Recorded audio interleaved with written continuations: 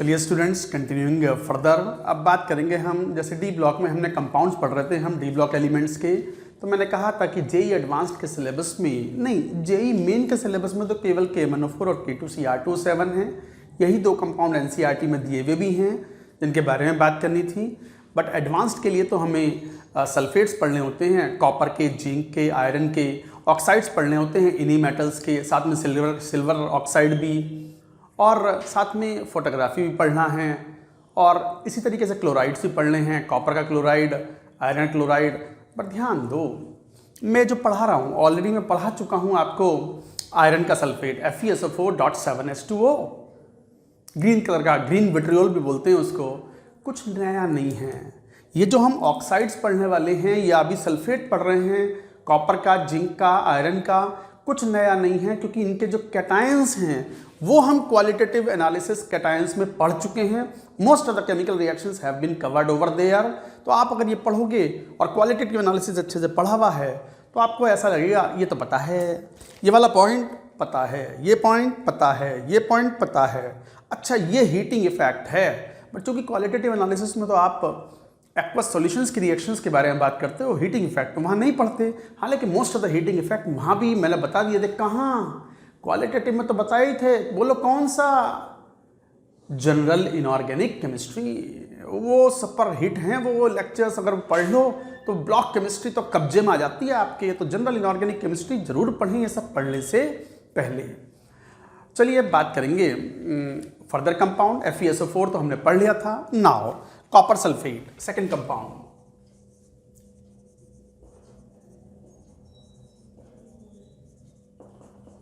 CuSO4.5H2O, blue colour का compound होता है इसको। अब चूंकि सल्फेट है तो ब्लू विट्रियोल,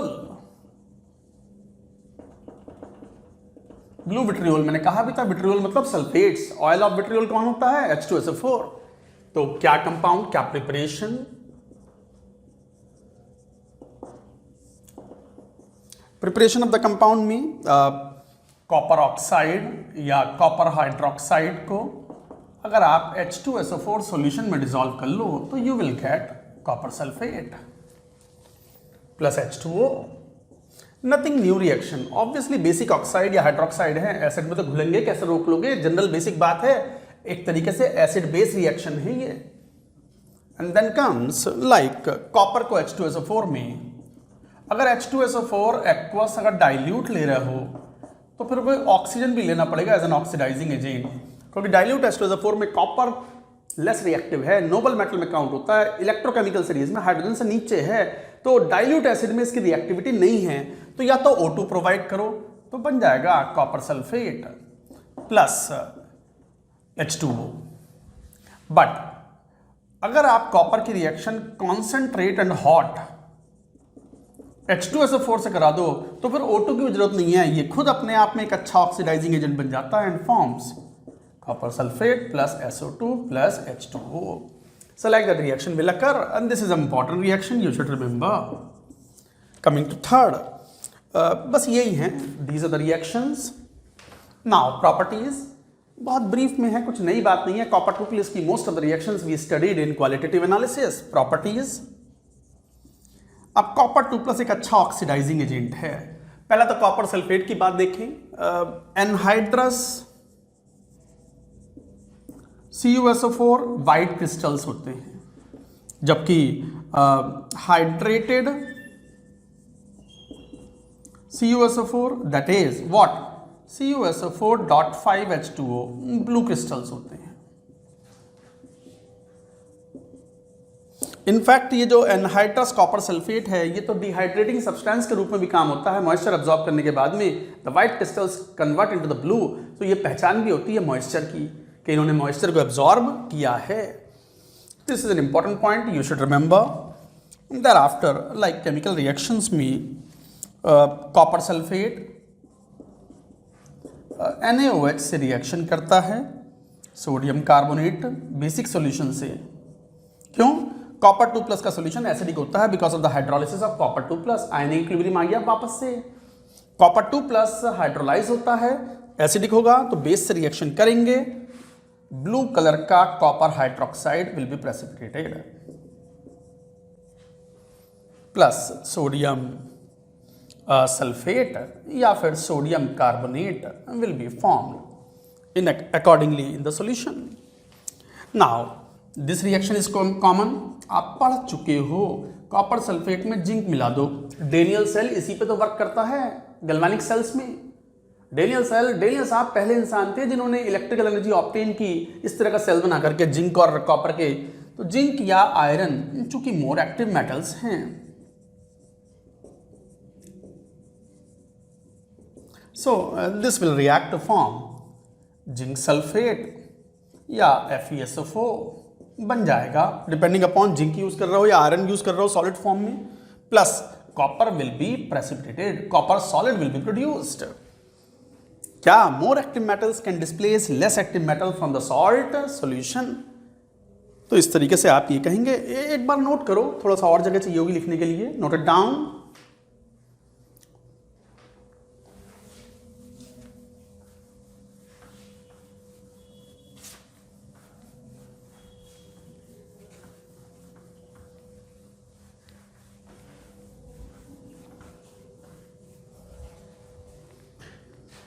हटा ही देते इसको भी।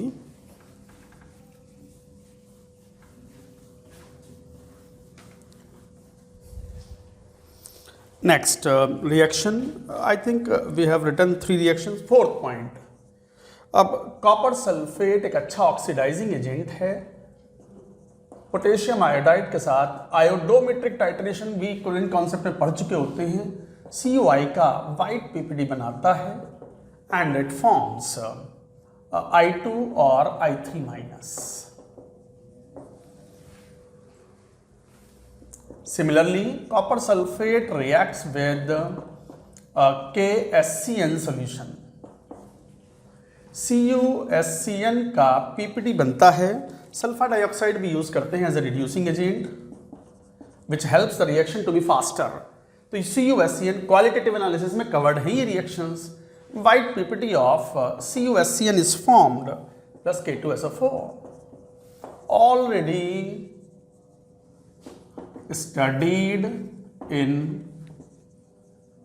qualitative cations. जिस बच्चे ने क्वालिटेटिव एनालिसिस कैटायंस अच्छे से रिवाइज किया हुआ होगा, डी ब्लॉक में उसे इतनी हेल्प मिलेगी, उसको लगेगा ये भी आता है, ये भी आता है, कॉन्फिडेंस बिल्डअप होता है आपका। बट याद रखने की बात है, रिवीजन करें। इनऑर्गेनिक केमिस्ट्री में खासकर ब्लॉक केमिस्ट्री क्वालिटेटिव एनालिसिस हर हफ्ते 15 दिन पर रिवीजन कर लेना चाहिए, वरना बहुत वॉलेटाइल है ये सब, उड़ जाता है। वेपर प्रेशर बहुत कम है, वेपर प्रेशर और बहुत ज़्यादा है इसका, एकदम उड़ जाएगा ये। तो ये थोड़ा ध्यान रखने वाली बात है। Now heating effect is important, this is important.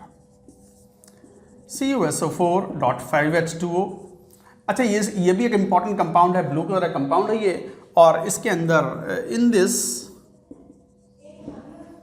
out of 5 4H2O are directly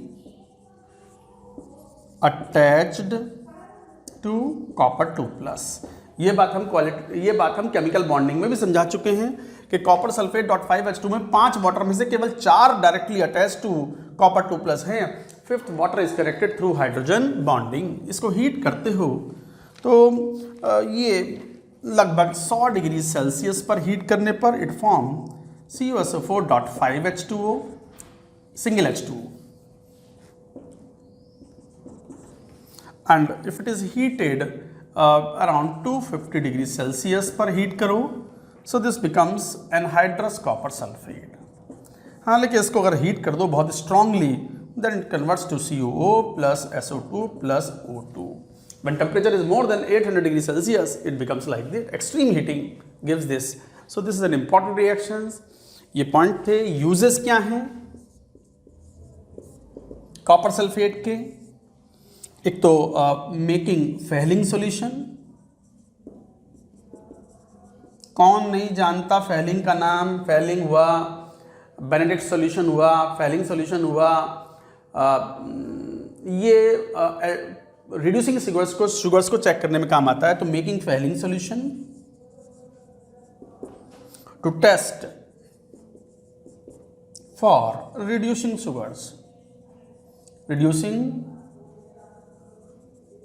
sugars electroplating में, फॉर इलेक्ट्रोप्लेटिंग में काम आता है, साथ में मेटलर्जी में भी काम आता है ये। और third, body aches mixture for making BOR DEAU body X mixture. This is important, you should remember.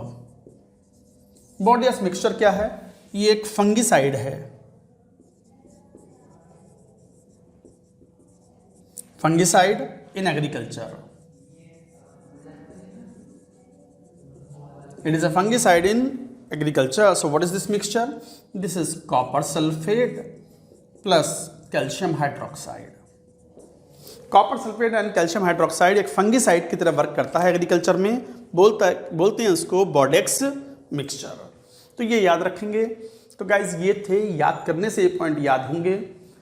NCERT में ये पॉइंट्स नहीं है क्योंकि ये जेईई एडवांस्ड के लिए एडिशनली प्रेस्क्राइब्ड कंपाउंड्स हैं of iron, copper and zinc. Note it down. Sulphate 3 पढ़ने होते हैं हमें।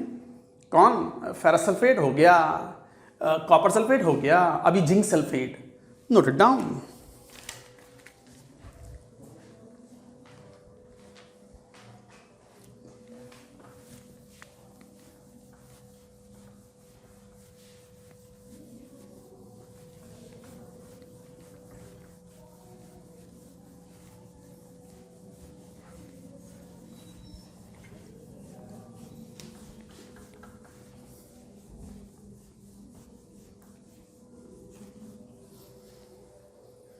Now, the third compound we are going to study, zinc sulfate.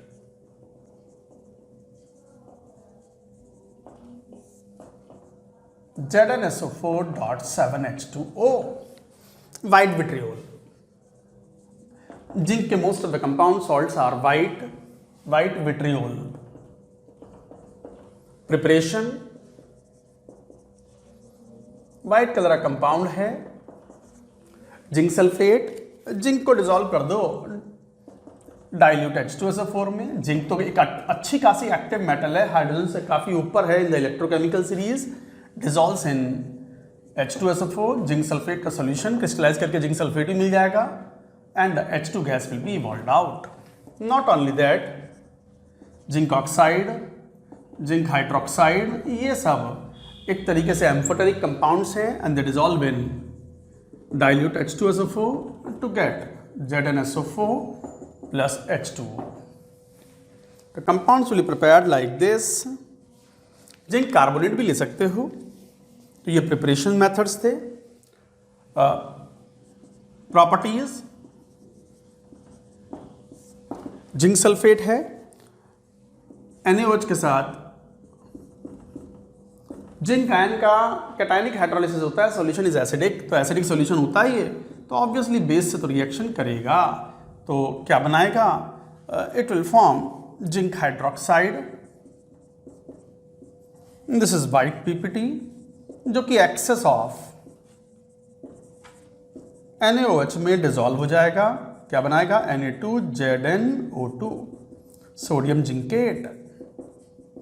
नहीं, कुछ नया नहीं है मेरे पास, कुछ भी नया नहीं है। यूजेस में भले ही कोई इंपॉर्टेंट पॉइंट मिल जाए आपको, and accordingly sodium sulphate will be formed. Nothing new in these chemical reactions. Heating effect, that is always important.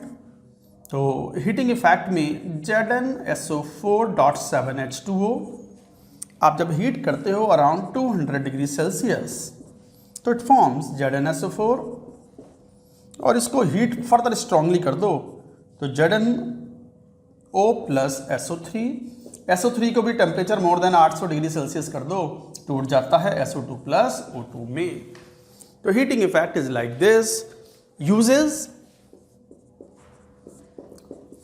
Zinc sulphate के making lithopone, for making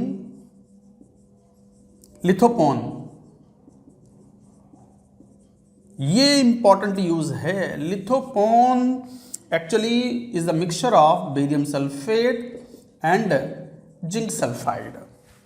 barium sulphate plus zinc sulphide है। बनता कैसे है ये? After mixing obtained from zinc sulphate और barium sulphide, इनको mix करते हैं तो बेरियम सल्फेट का पीपीटी बनता है और ZnS इनसॉल्युबल है ये बन जाता है। ये इनिशियल स्टार्टिंग कंपाउंड है। स्टार्टिंग कंपाउंड ये है, इनको मिक्स करते हैं, आयन एक्सचेंज होते हैं, barium sulphate and ZnS obtain होता है जिसे लिथोपोन बोलते हैं और lithopone is used as white paint, used in making, ऐसे लिख दो, इन मेकिंग वाइट पेंट। तो वाइट पेंट में इसका इस्तेमाल करते हैं, आई लोशन में भी इस्तेमाल करते हैं, आई लोशन। दैट इज इट, कुछ नया नहीं है, कुछ स्पेशल नहीं है। कोई कोई बीच में पॉइंट इंपॉर्टेंट आएगा, जैसे हीटिंग इफेक्ट हमेशा से इंपॉर्टेंट रहे हैं, दैट यू शुड रिमेंबर।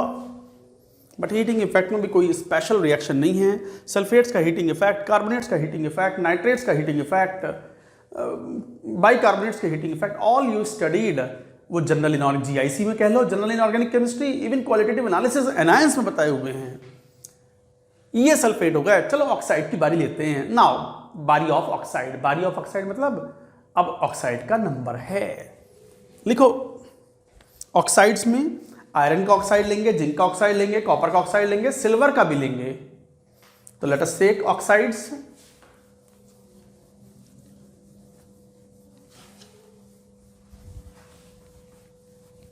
जो स्टूडेंट जेई मेन के लिए अगर प्रिपेयर कर रहा हूं तो चाहे तो स्किप भी कर सकते हैं ये सब, हालांकि इसमें कुछ नया है नहीं।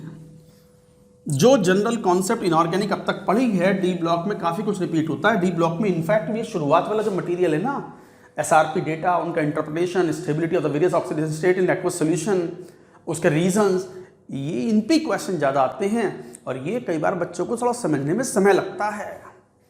Now fourth compound ferric oxide.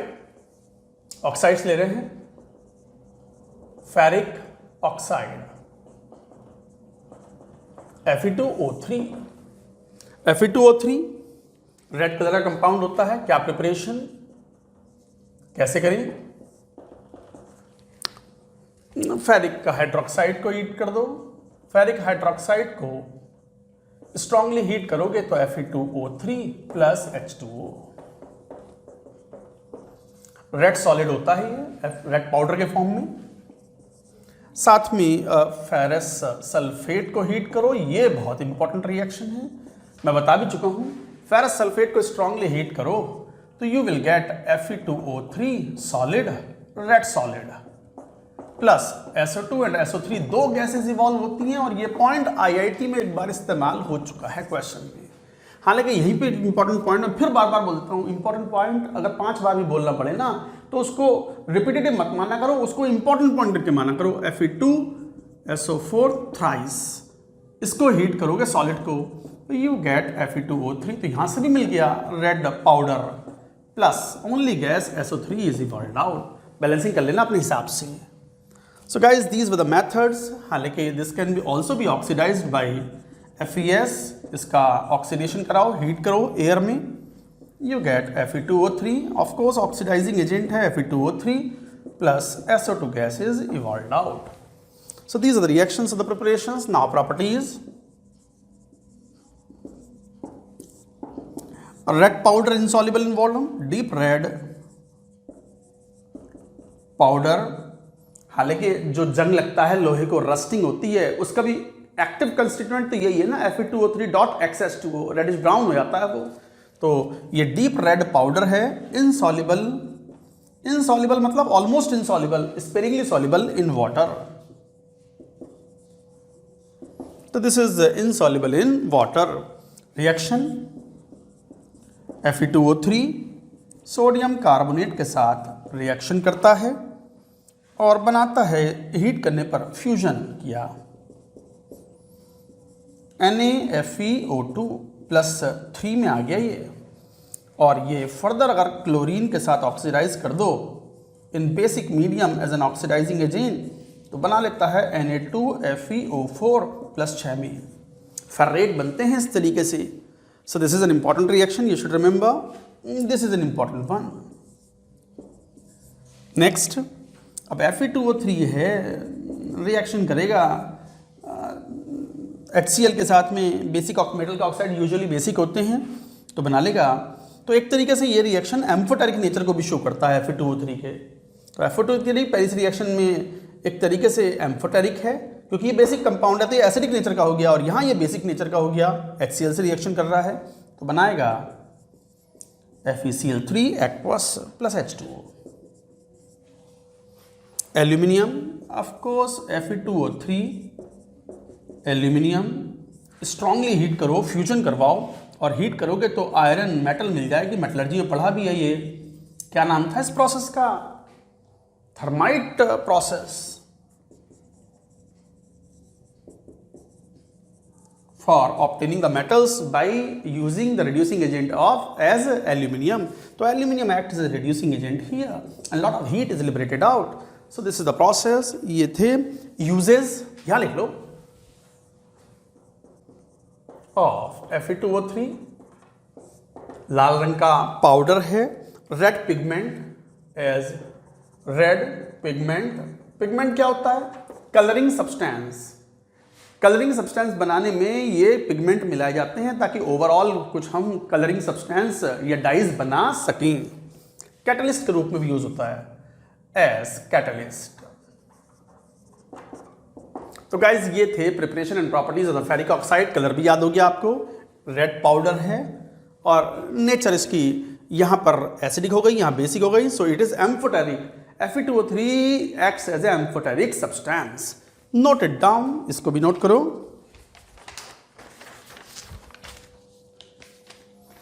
Now let us take zinc oxide. White colour का कंपाउंड है। जिंक के most of the compounds are white in colour. Zinc, cadmium, scandium, इनके कंपाउंड जो हैं वो व्हाइट ही होते हैं, और ये वेरिएबल ऑक्सीडेशन स्टेट भी शो नहीं करते। खैर ये बात तो हम कब से कहते आ रहे हैं। खैर इनऑर्गेनिक केमिस्ट्री में कब से कह रहे हूँ या आप सुना हो, याद होना चाहिए, मौके पे याद आ जाना चाहिए। जब एग्जाम लिख रहे हो तो ये सब याद होना चाहिए। Now the next compound number, अच्छा ऑक्साइड चौथा था, पांचवा जिंक ऑक्साइड।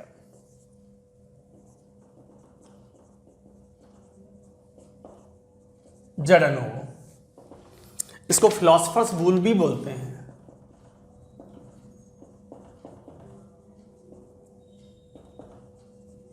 फिलोसफर्स वूल भी बोलते हैं। व्हाइट कलर कंपाउंड होता है। प्रिपरेशन,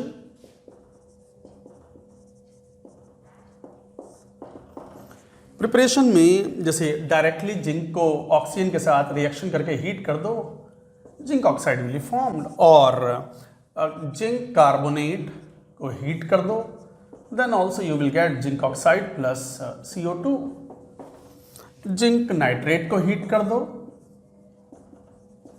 अब ये कुछ नई रिएक्शन नहीं है, अब ये तो सब बता चुके हैं हम। जिंक ऑक्साइड मिल जाएगा plus NO2 gas plus O2 gas will be evolved out. ऐसे जिंक हाइड्रोक्साइड को भी हीट करोगे तो zinc oxide will B obtained. Properties, white powder insoluble in water,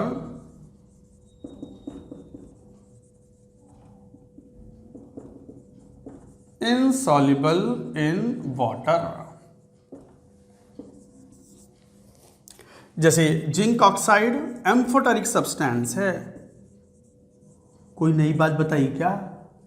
ना, ऑफ कोर्स एसिड से भी रिएक्शन करेगा और बेस से भी रिएक्शन करेगा। एसिड से रिएक्शन करेगा तो जिंक क्लोराइड प्लस H2O, और बेस से रिएक्शन करेगा तो जिंक हाइड्रोक्साइड का मान लो PPT बना प्लस H2O, और यदि एक्सेस में मिला दो NaOH को तो zinc Na2ZnO2, sodium zincate is formed Na2ZnO2 aqueous. तो कोई नई बात नहीं है, दिस यू नो। यूजेज, कोई खास बात नहीं है, आप चाहो तो स्किप भी कर दो। अगर स्किप कर दिया तो उसे क्वेश्चन आ गया तो भी सॉल्व कर लोगे। अगर आपने जनरल इनऑर्गेनिक केमिस्ट्री पढ़ा है, क्वालिटेटिव पढ़ा है, इससे पहले की ब्लॉक केमिस्ट्री पढ़ी है, तो भी कुछ क्या नया मुझे बताइए जरा, क्या नया है? एम्फोटेरिक है, कब से पता है? Amphoteric compounds, most common compound beryllium oxide, aluminium oxide, Al2O3, ZnO, Cr2O3, ये सब एम्फोटेरिक ऑक्साइड्स हैं। यूजेस में white paint as a white paint. White paint में इसका काम आता है making white paint even in H2S atmosphere, it remains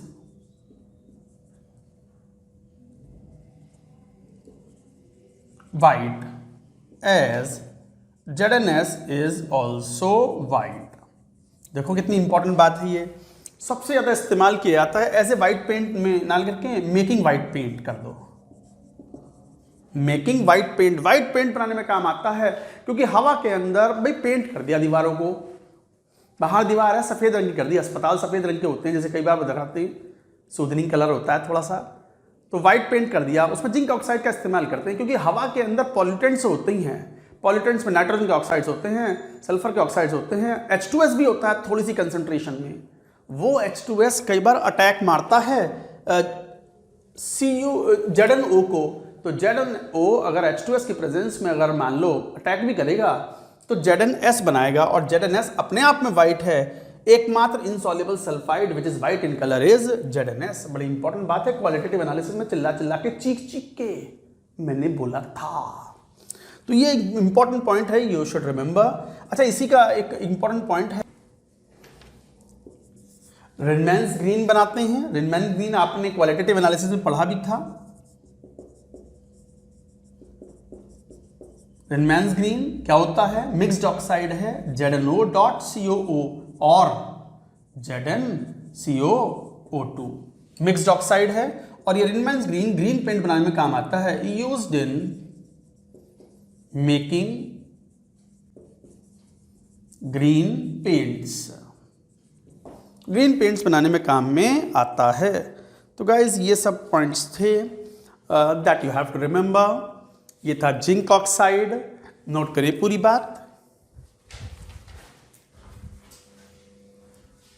देखो हम डी एंड एफ ब्लॉक के, अभी एफ ब्लॉक तो खैर बाद में आएगा, डी ब्लॉक के कंपाउंड्स पढ़ रहे थे और हमने सल्फेट्स की बात कर ली। मेनली हमें KMnO4 K2Cr2O7 के अलावा जो हमें कंपाउंड्स पढ़ने हैं वो जिंक, आयरन और कॉपर के सल्फेट पढ़ने हैं, क्लोराइड्स पढ़ने हैं, ऑक्साइड्स पढ़ने हैं। सल्फेट पढ़ चुके हैं, ऑक्साइड चल रहे थे, फेरिक ऑक्साइड हो चुका था, जिंक ऑक्साइड हो चुका था, और अब बात करेंगे कॉपर के ऑक्साइड की, CuO।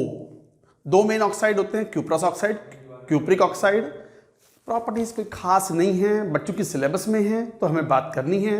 Reactions are quite common, अगर जिसने जनरल इनऑर्गेनिक केमिस्ट्री पढ़ा होगा, मैंने पहले भी कहा है, तो वो इन सब चीज़ों को रिपीटिशन मानेगा और सब कुछ आसान लगेगा। चलिए coming to the next compound, sixth,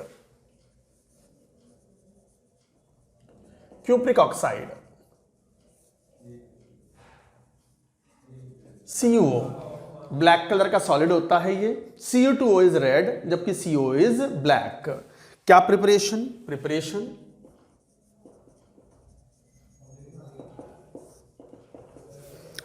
में कॉपर हाइड्रोक्साइड को हीट कर दो तो you get CuO plus H2O is liberated out. Copper nitrate को, कॉपर कार्बोनेट को,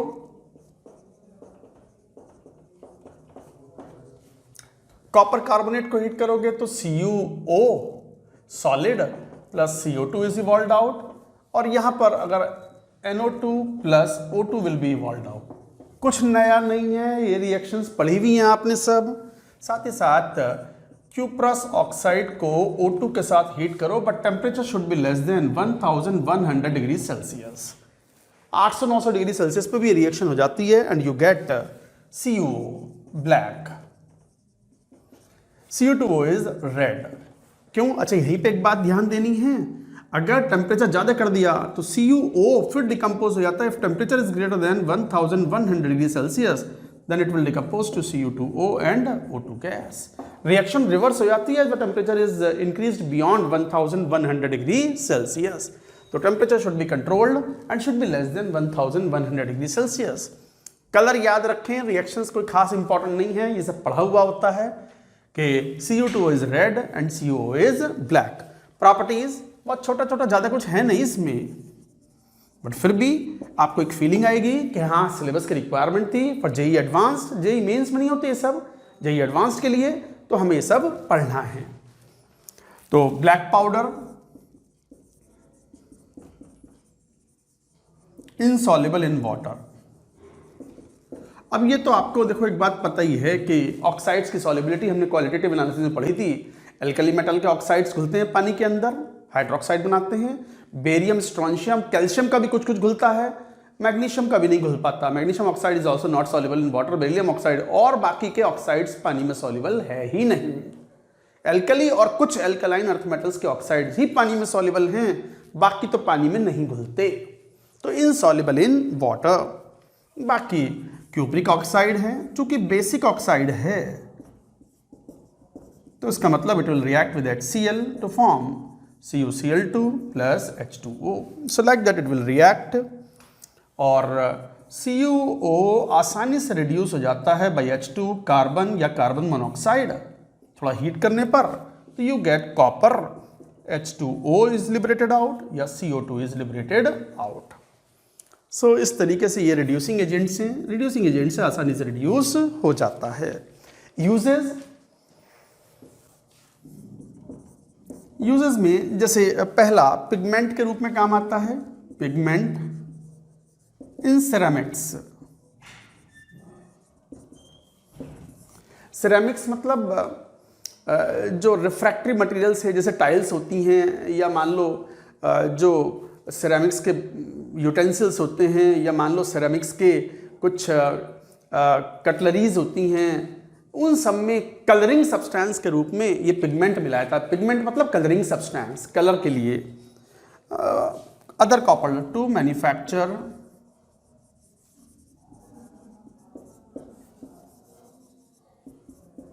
अदर सॉल्ट्स के मैन्युफैक्चरिंग में भी काम में आता है। तो गाइज ये सब है, बस ये इंपॉर्टेंट रिएक्शन में ये लिख लो, बाकी तो क्या। दूसरा ये इंपॉर्टेंट पॉइंट है हीटिंग इफेक्ट। हीटिंग इफेक्ट थोड़ा ध्यान से पढ़ना होता है, बाकी ऐसा कुछ स्पेसिफिक बात नहीं थी। फेरिक ऑक्साइड हो गया, जिंक ऑक्साइड हो गया, क्यूप्रिक ऑक्साइड हो गया, सिल्वर का ऑक्साइड और ले लो। नोट करो पहले पूरी बात।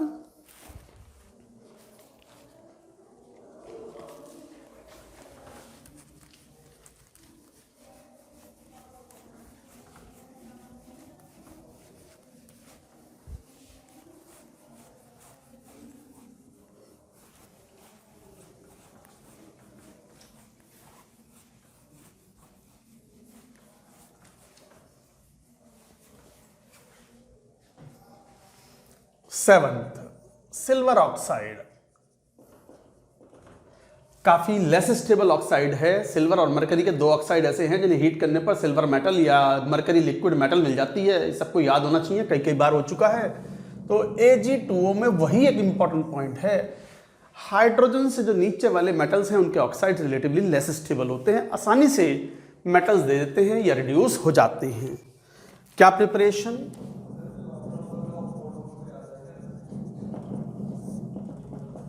प्रिपरेशन में सिल्वर नाइट्रेट को रिएक्शन कराते हैं NaOH के साथ में, सिल्वर ऑक्साइड का PPT मिल जाता है। सो this is a brown PPT plus sodium nitrate plus H2O। यही मेन रिएक्शन थी। Properties, brown solid sparingly soluble in water,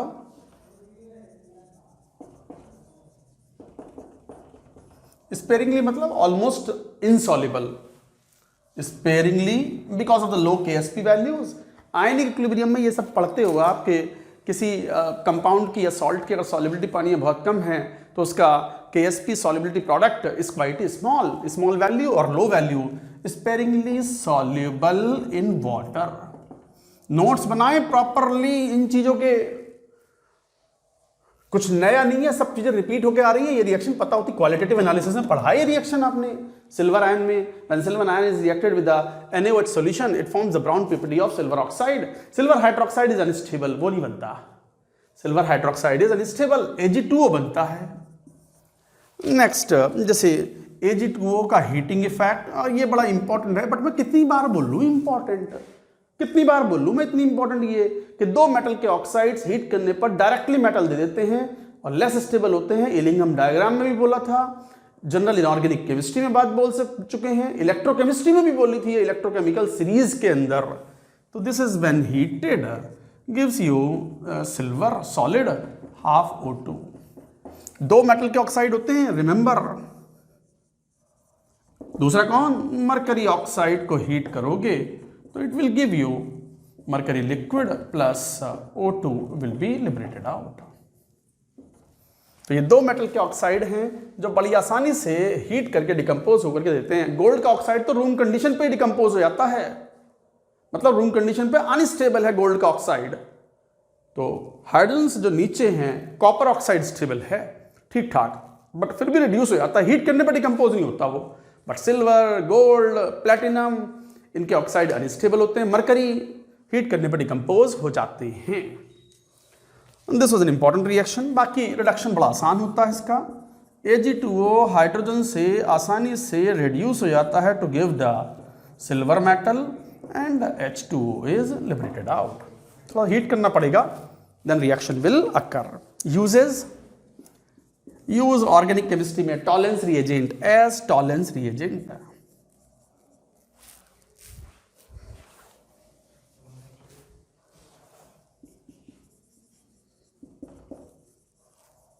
Tollens reagent for detection of aldehydes.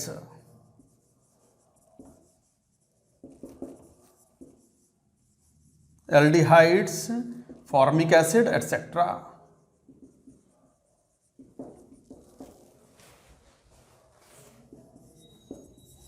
Another for manufacturing, in manufacturing mirrors.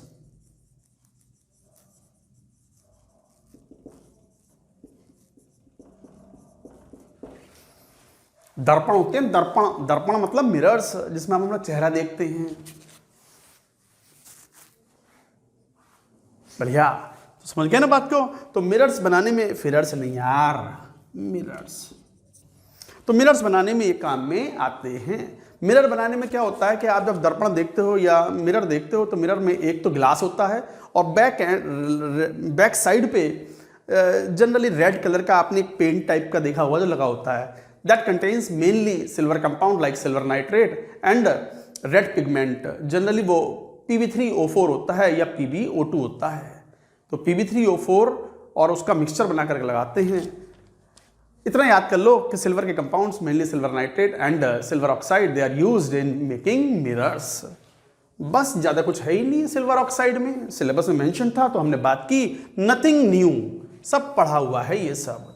Qualitative analysis में heating effect so many times we have talked about, ये तो पता है आपको कि silver oxide, copper oxide less active metal के जो oxides होते हैं लेस स्टेबल होते हैं, इजीली रिड्यूस्ड बाय हाइड्रोजन और other reducing agents. Note it down.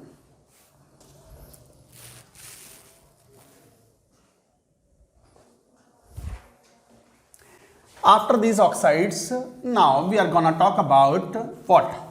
Chlorides। Sulphate पढ़ लिए, ऑक्साइड हो गए, अब बात करेंगे हम नाइट्रेट्स की, सॉरी क्लोराइड्स की।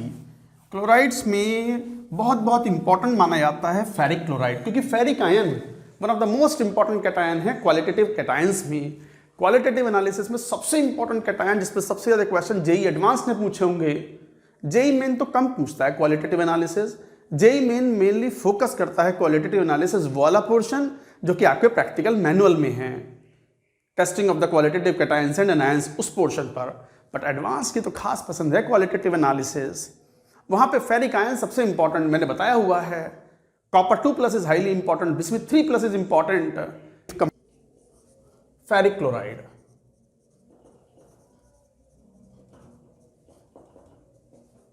this is important. This compound itself is important, ferric chloride, because it is a provider of ferric ion preparation.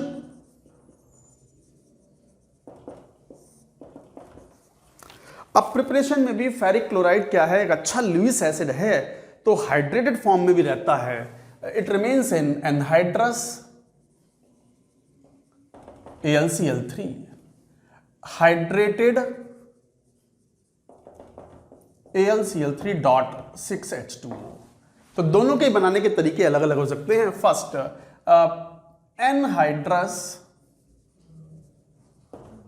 AlCl3, ये कैसे बनाएं? फर्स्ट एनहाइड्रस AlCl3 कैसे बनाएं? जैसे मान लो FeCl2 का, इसकी रिएक्शन ये अच्छी इंपॉर्टेंट है। FeCl2 का ऑक्सीडेशन करा दो, हीट करना पड़ेगा and you get ferric oxide plus FeCl3 is formed. तो O2 will oxidize FeCl2 to FeCl3. Another iron की रिएक्शन कराओ Cl2 के साथ, ड्राई ले लेना, मॉइस्चर ना हो, और हीट करो, FeCl3 is formed. FeCl2 does not form. ध्यान दो, जब भी क्लोरीन एक अच्छा ऑक्सीजन पावरफुल ऑक्सीडाइजिंग एजेंट है, ये तो बड़ा इंपॉर्टेंट पॉइंट है, वेरी वेरी इंपॉर्टेंट। क्यों? क्योंकि एक जनरल पॉइंट है ये।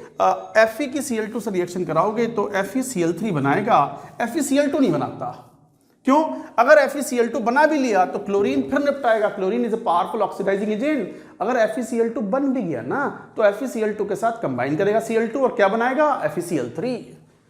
तो हायर ऑक्सीडेशन स्टेट में ले जाओ, जैसे टिन है, क्लोरीन के साथ SnCl4 लेके जाओ। मान लो SnCl2 बन भी गया और क्लोरीन प्रेजेंट हो गई होगा, क्लोरीन कम अमाउंट में तो ले नहीं रहे, इनफ अमाउंट में ले रहे हैं, और क्लोरीन फिर SnCl2 को निपटाएगा मतलब ऑक्सीडाइज कर देगा इनटू SnCl4। तो chlorine is a powerful oxidising agent. इस तरीके से कॉपर है तो CuCl ना बनाता है, it will form CuCl2. CuCl is not formed. So take the metal into the higher oxidation state. आ गई बात समझ में? तो ये ध्यान रखें, हायर ऑक्सीडेशन स्टेट में पहुंचाना है, यहाँ +2 में, यहाँ +4 में, यहाँ +3 में, लाइक दिस। ये एक इंपॉर्टेंट पॉइंट थी। अच्छा, यहीं पे एक और इंपॉर्टेंट पॉइंट, जैसे HCl से रिएक्शन कराते हो, एक जनरल पॉइंट है, जनरल पॉइंट। आप जैसे Fe से HCl की रिएक्शन कराओ, ऑब्वियसली रिएक्शन तो करेगा, आपको पता है आयरन इलेक्ट्रोकेमिकल सीरीज में हाइड्रोजन से ऊपर है तो हाइड्रोजन डिस्प्लेस करेगा और बनाएगा FeCl2 एक्वस प्लस H2। अब बात आती है, सर आपने FeCl3 क्यों ना बनाया? अरे सुनो, और साथ में कौन बन रहा है? हाइड्रोजन। हाइड्रोजन बढ़िया रिड्यूसिंग एजेंट है। अगर FeCl3 बन भी गया होगा ना गलती से थोड़ा बहुत, तो H2 उसको निपटाएगा, मतलब FeCl3 will react with hydrogen to form again FeCl2, so the product should be in lower oxidation state. आ रही बात समझ में? कॉन्सेप्ट समझ रहे हो तुम क्या बात बोल रहा हूं? So like that you will have to say, like that you will understand the points. तो गाइज ये सब बड़े इंपॉर्टेंट पॉइंट्स हैं, जनरल पॉइंट्स हैं, ध्यान रखेंगे। अब वापस चलेंगे, हम अभी एनहाइड्रस की बात कर रहे हैं। तो anhydrous compound is obtained like this. साथ ही साथ तीसरा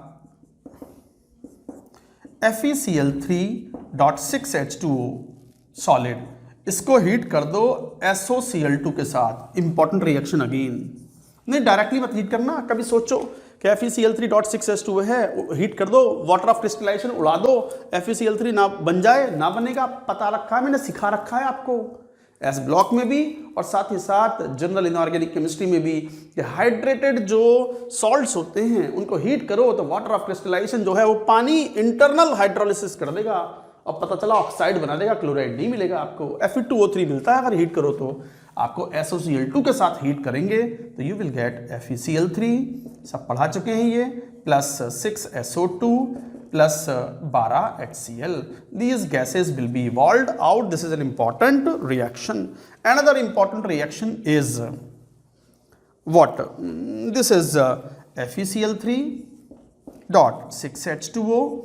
आप इसको हीट करो, 6 CS3 C CS3 OCS3 OCS3। जब हीट करते हो, रिएक्शन कराते हो तो FeCl3 मिल जाता है। और ये जो वाटर ऑफ क्रिस्टलाइजेशन है, जैसे इसको हाइड्रोलाइज कराया, ये वाटर ऑफ क्रिस्टलाइजेशन यहाँ इसको हाइड्रोलाइज कराएगा, कैसे बनाएगा? 12 CS3OH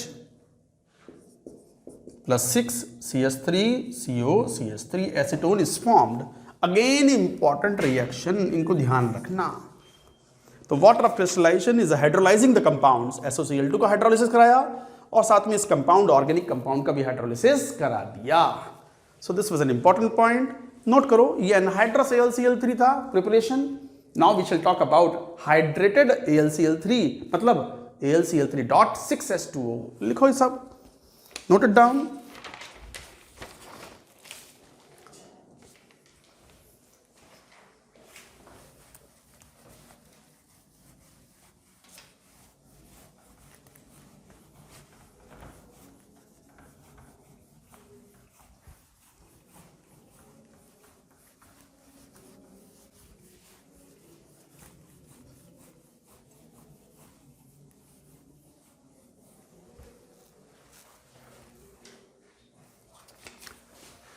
सेकेंड, हाइड्रेटेड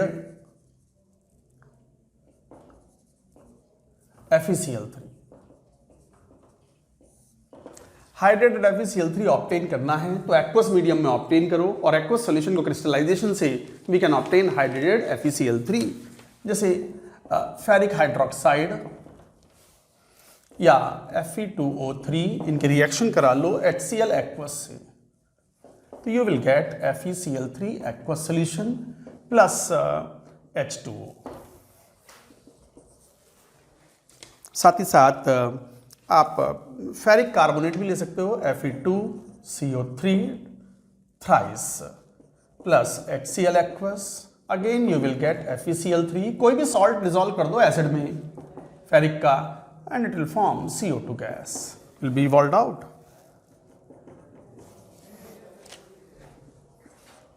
आयरन की रिएक्शन क्लोरीन से करा दो in presence of HCl aqueous, FeCl3 aqueous is obtained, so like that you say plus H2। नहीं, क्लोरीन मिलाना जरूरी है। इसका मैकेनिज्म क्या है, ये रिएक्शन होती कैसे है? आयरन पहले HCl से तुरंत रिएक्शन करेगा, FeCl2 बनाएगा एक्वस में plus hydrogen, but FeCl2 Cl2 इसको ऑक्सीडाइज कर देगा FeCl3 में। अच्छा, ये जितने भी सॉल्यूशन एक्वस सॉल्यूशन हैं, through crystallisation of these aqueous solution we can obtain, through crystallisation of these aqueous solution of AlCl3 we can obtain AlCl3.6H2O solid। तो AlCl3.6H2O we can obtain by crystallization of these aqueous solutions। तो ये थे method of preparation of hydrated ferric chloride. Ferric chloride is important compound, क्यों? Because it is the provider of ferric ion. Ferric ion क्यों important? Qualitative analysis का most important cation. Coming to properties, पहले इतनी बात note करो, note it down.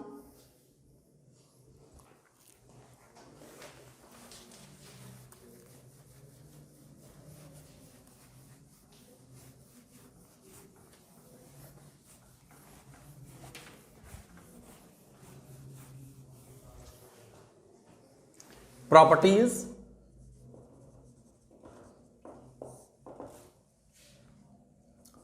one, anhydrous FeCl3 is a dark brown solid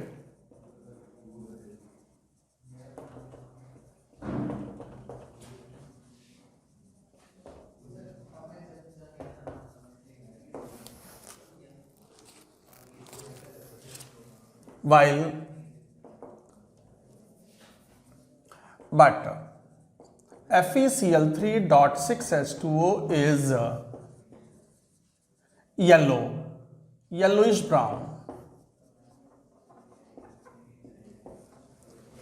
brown solid। अच्छा, Fe structure wise FeCl3.6H2O की structure इस type से होती है, FeH2O4 Cl2 Cl dot 2H2O, trans isomer. Transform में ये स्टेबल स्ट्रक्चर में एग्जिस्ट करता है। Both anhydrous AlCl3 and hydrated AlCl3 are soluble in water। दोनों ही पानी में सॉल्युबल हैं। एनहाइड्रस AlCl3 dissolves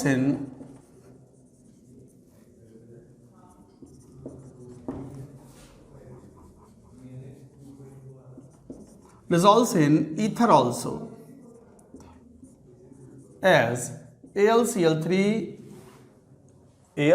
क्यों बोल रहे हैं हम? FeCl3 है ना, करेक्शन करो, FeCl3, यहां भी FeCl3, सही बात है।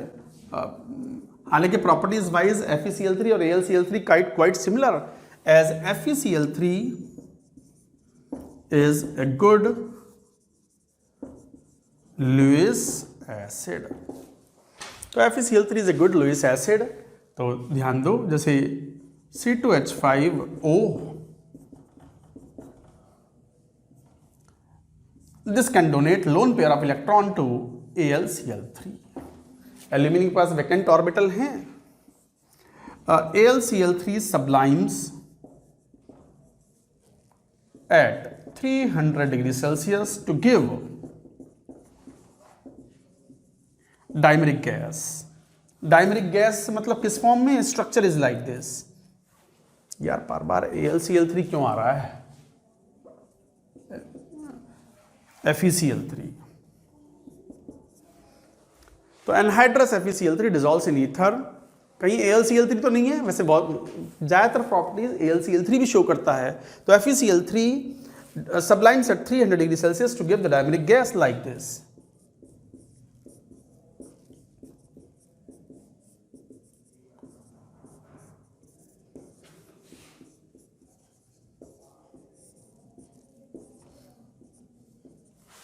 इस तरीके से ये गैसियस फॉर्म में है, तो डायमेरिक गैस के फॉर्म में सब्लाइम हो जाता है 300 डिग्री सेल्सियस। नोट करेंगे प्रॉपर्टीज को, नोट इट डाउन।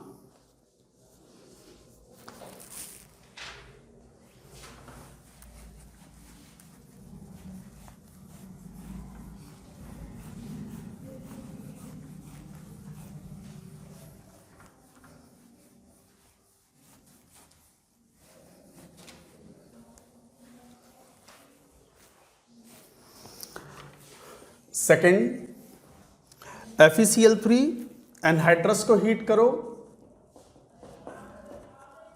तो FeCl2 plus Cl2 is liberated, जबकि FeCl3 हाइड्रेटेड को हीट करो, दिस इज इंपॉर्टेंट। हालांकि जनरल इनऑर्गेनिक केमिस्ट्री में सब सिखा चुके हैं, FeCl3 नहीं मिलेगा, ये इंटरनल हाइड्रोलिसिस हो जाएगा। ये जो वाटर ऑफ क्रिस्टलाइजेशन है यही हाइड्रोलाइज कर देगा इसको, और क्या बनाएगा? Fe2O3 plus HCl plus H2O। This is an important reaction, and many hydrated salts on heating produce similar kind of effect. They form oxide. Third,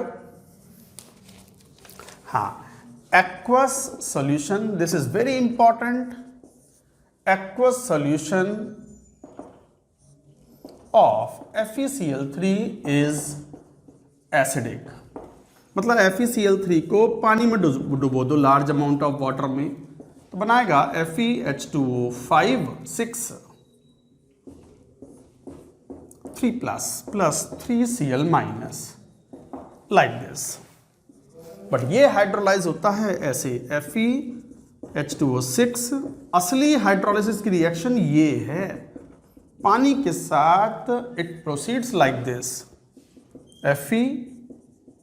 H2O5 OH minus 2 plus plus H3O plus. मिल गया ना H3O plus. तो ये एक तरीके से acid हुआ, ये एक तरीके से ये बेस हुआ, एक तरीके से H प्लस लूज किया है। ये है एक्चुअल रिएक्शन। कभी भी हाइड्रोलिसिस के लिए ऐसा आ जाए कि Fe3 प्लस का हाइड्रोलिसिस इस तरीके से करते हैं, yes this is the true equation. Ionic equilibrium में हम क्वेश्चन सॉल्व करते थे तो हम शॉर्ट में लिखते थे, but true depiction or true representation of the hydrolysis of the ferric ion should be like this, क्योंकि ferric ion free form में न रहता है पानी में, it remains in the form of aqua complex। तो ये aqua complex ही तो है। So this was an important reaction as an oxidizing agent।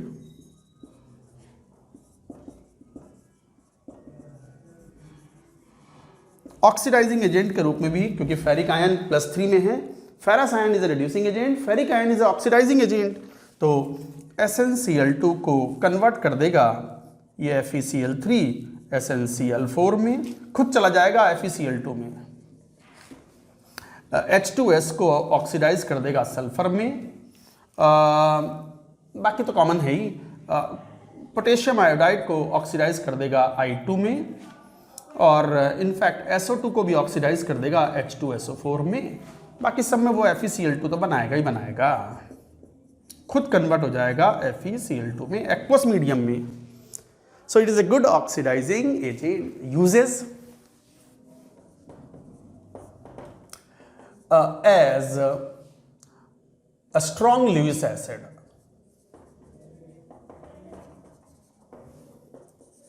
In water treatment,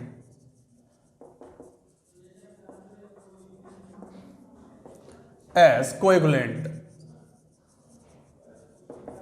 in medicine।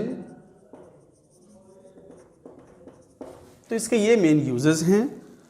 तो मोस्ट ऑफ द यूजेस प्रशन ब्लू डाइज बनाने में काम आता है। This is main use in making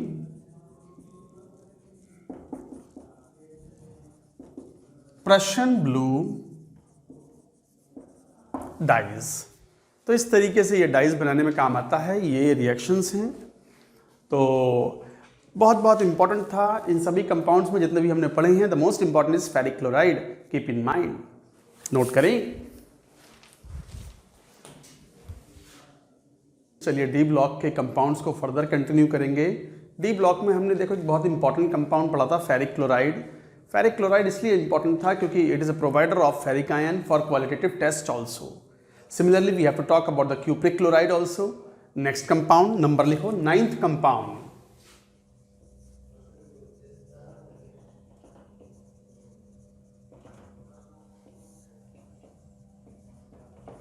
CuCl2, CuCl2.2H2O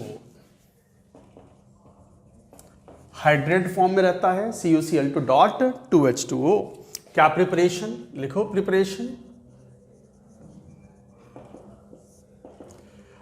जैसे प्रिपरेशन में कॉपर ऑक्साइड हुआ, कॉपर कार्बोनेट हुए, कॉपर हाइड्रोक्साइड हुए। अब ये सब बेसिक नेचर के ऑक्साइड्स हैं, तो ऑब्वियसली या कार्बोनेट्स हैं, तो they will react with HCl to form CuCl2 aqueous. Solution में क्यूप्रिक क्लोराइड मिलेगा, क्रिस्टलाइजेशन से you will get the crystals of CuCl2.2H2O plus H2O।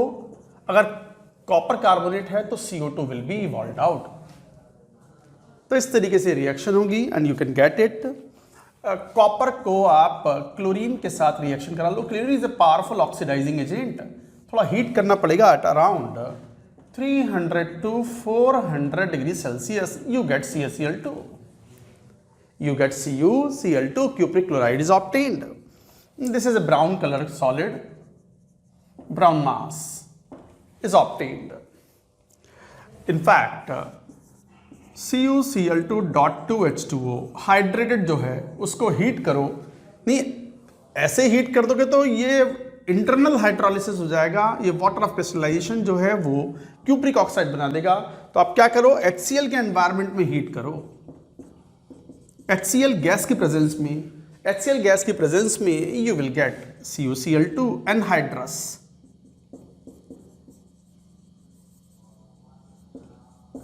plus H2O will be evolved out. So like that reaction will occur. Now coming to the properties. Properties में CuCl2 is a blue green solid, is a blue green solid, mostly blue type का होता है। Blue is dominant, greenish हल्का सा उसमें tinge आता है। तो ये ब्लू ग्रीन सॉलिड है, soluble in water।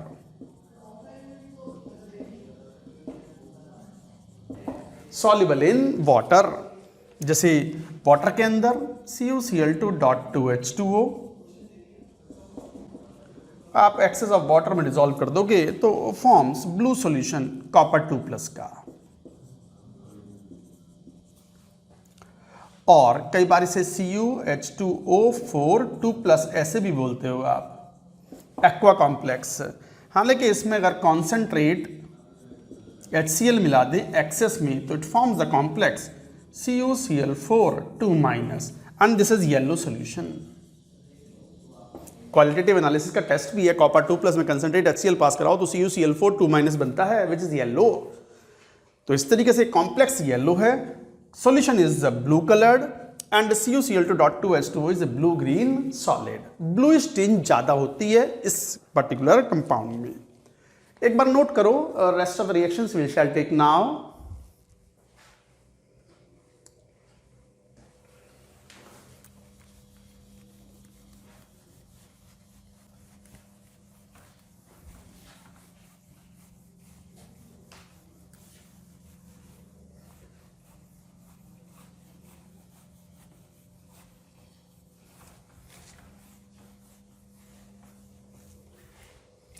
Coming further, now second reaction, heat CuCl2 NaOH के साथ रिएक्शन करेगा तो कॉपर हाइड्रोक्साइड का पीपीटी बनाता है blue coloured plus 2NaCl।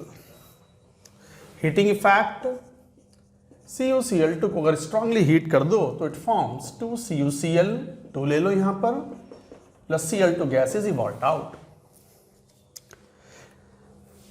And अगर ये CuCl2 डॉट 2H2O को हीट करते हैं तो ये हीटिंग इफेक्ट इंपॉर्टेंट है। इसमें कंपाउंड बनेगा 3CuO solid plus 2CuCl solid plus HCl Cl2 plus H2O। तो वो ये रिएक्शन होगी और ये एक इंपॉर्टेंट रिएक्शन है। हाइड्रेटेड क्यूप्रिक क्लोराइड को हीट करते हैं तो एक तो इंटरनल हाइड्रोलिसिस हुआ, ये प्रोडक्ट बनना है, this product indicates internal hydrolysis. Internal hydrolysis का मतलब ये हुआ कि जो वाटर ऑफ क्रिस्टलाइजेशन है यही हाइड्रोलाइज करा देगा CuCl2 को और मेटल ऑक्साइड बन गया, CuO इज फॉर्म्ड। साथ ही साथ CuCl2 को हीट कर रहे हैं तो वो CuCl में भी कन्वर्ट हुआ, Cl2 गैस भी लिबरेट हुई, साथ में HCl और H2O भी लिबरेट हुआ है। तो इस तरह की रिएक्शन है। तो ये रिएक्शन और ये रिएक्शन एक तरीके से रिलेटेड रिएक्शंस हैं। So this is an important reaction, you should remember guys. ये रिएक्शन थी। ऑक्सीडाइजिंग नेचर और बोल दो, कॉपर 2 प्लस इलेक्ट्रोकेमिकल सीरीज में हाइड्रोजन से नीचे है, पोटेंशियल 0.34 वोल्ट है, तो copper 2 plus is oxidising agent. तो oxidising nature,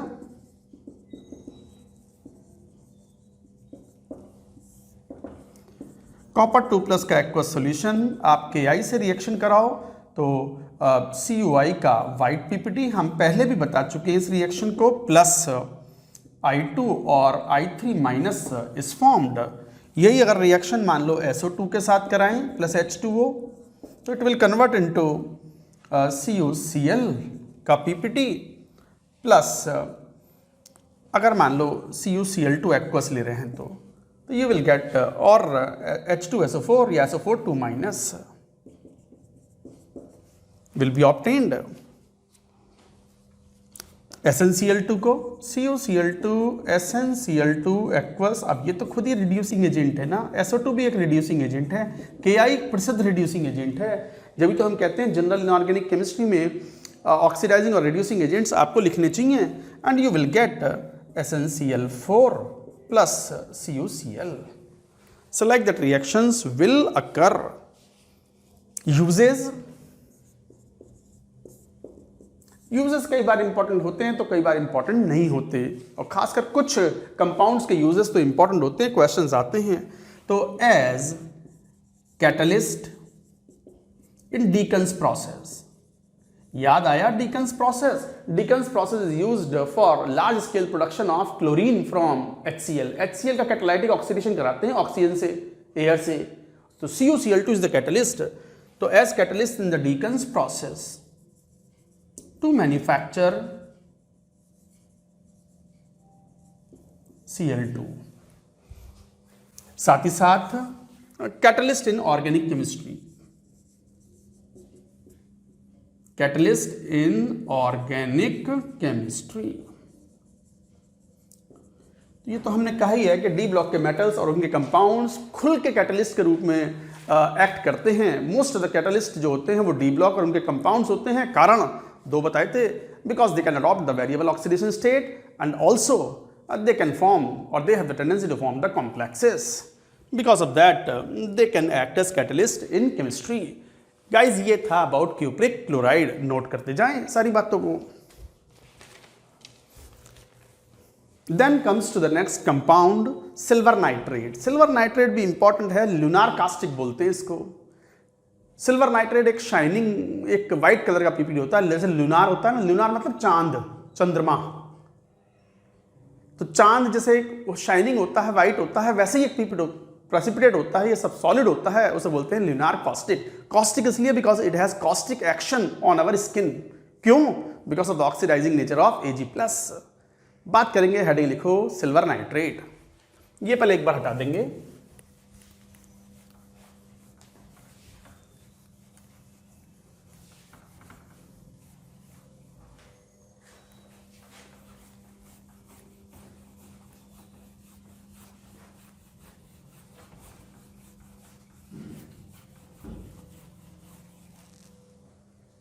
Silver nitrate, the next compound, 10th number.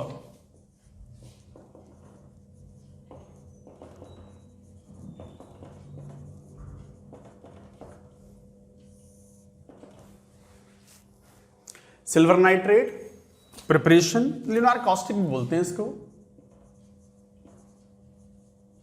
Because it has caustic action on our skin. और साथ में ल्यूनार मतलब शाइनिंग वाइट कलर का पीपीटी होता है, सब्सटेंस होता है, तो चांद जैसा दिखता है, मतलब मून जैसा शाइनिंग। तो preparation,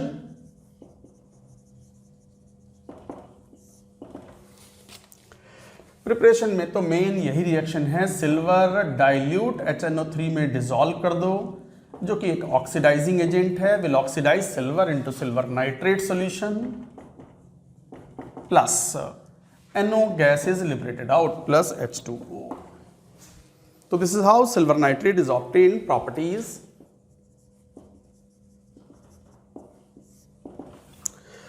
colourless crystalline solid,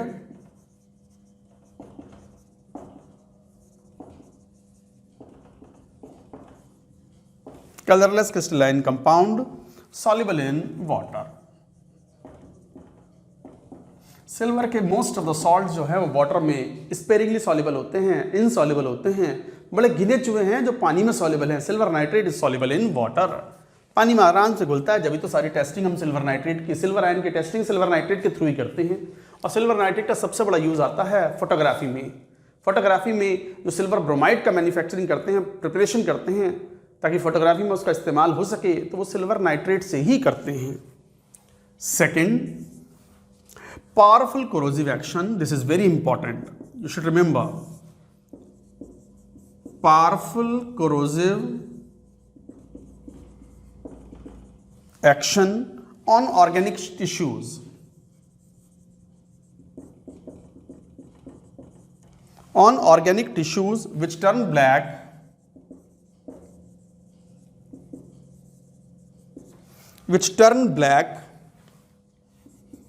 due to metallic silver deposits on skin। तो powerful corrosive action on organic tissues which turn black, especially in presence of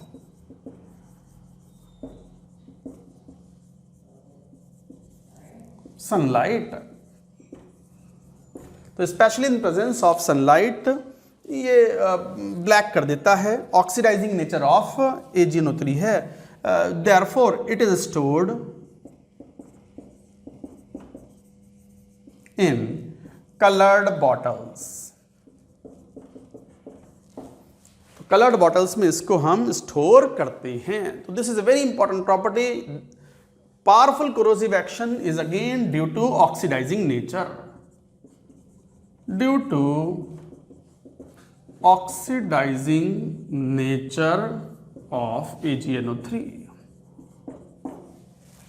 क्या होता है, जैसे ये मान लो कॉस्टिक क्यों बोलते हैं, ये स्किन है, इसके ऊपर एक दो बूंद सिल्वर नाइट्रेट के सॉल्यूशन के डाल दो, ये ऑर्गेनिक टिश्यूज हैं। ऑर्गेनिक टिश्यूज या जो ब्लड है, इनके अंदर जो कंपोनेंट्स हैं मोनली ऑर्गेनिक कंपाउंड है, ह्यूमन इज ऑर्गेनिक, कार्बनिक कंपाउंड है, and they are reducing agents. ये रिड्यूसिंग एजेंट है, सिल्वर नाइट्रेट ऑक्सीडाइजिंग एजेंट है, तो सिल्वर बनता है, सिल्वर के ब्लैक डिपॉजिट्स हो जाते हैं, blackening on the skin is observed, तो विच टर्न्स इट ब्लैक। तो जहां स्किन पर एक बूंद भी अगर सिल्वर नाइट्रेट गिरेगा तो वहां पूरा काला कर देगा। काला कर देगा मतलब एक तरीके से ऑर्गेनिक टिश्यूज को ऑक्सीडाइज कर दिया, और सिल्वर नाइट्रेट रिड्यूस होकर के सिल्वर के डिपॉजिट्स स्किन के अंदर घुसा देगा, वहां से परमानेंट ब्लैक हो जाएगा। सो it is caustic, it should be carefully dealt, it is ये खतरनाक है। कॉस्टिक कहीं भी शब्द आ गया, कॉस्टिक पोटाश KOH खतरनाक, कॉस्टिक सोडा NaOH खतरनाक, कास्टिक ल्यूनार भले ही है चांद जैसा, बट है तो कॉस्टिक ही ना, डील विथ केयर। तो ये powerful corrosive action is important, you should remember. हालांकि सिल्वर की most of the properties, Ag+ की most of the properties we studied in qualitative analysis. जैसे सिल्वर नाइट्रेट का हीटिंग इफेक्ट, ये भी पढ़ लिया।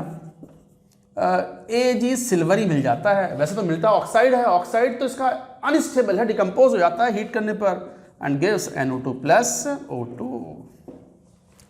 साथ ही साथ you say that silver ion can react with chloride ion, bromide ion, iodide ion, Sc- etc. तो फिर क्या होगा? प्रेसिपिटेट बनाते हैं AgCl का PPT, AgBr का PPT, AgI का PPT, AgSCN थायोसाइनेट का PPT, Ag बस हो गई ये। तो ये प्रेसिपिटेट बनाते हैं, हालांकि वो एक्सेस में सॉल्युबल भी हो जाते हैं कॉम्प्लेक्स बना करके। अब मैं बहुत डिटेल में ये सब बात नहीं करूंगा, क्वालिटेटिव एनालिसिस पढ़ तो लिया हमने। Fifth, ammoniacal silver nitrate.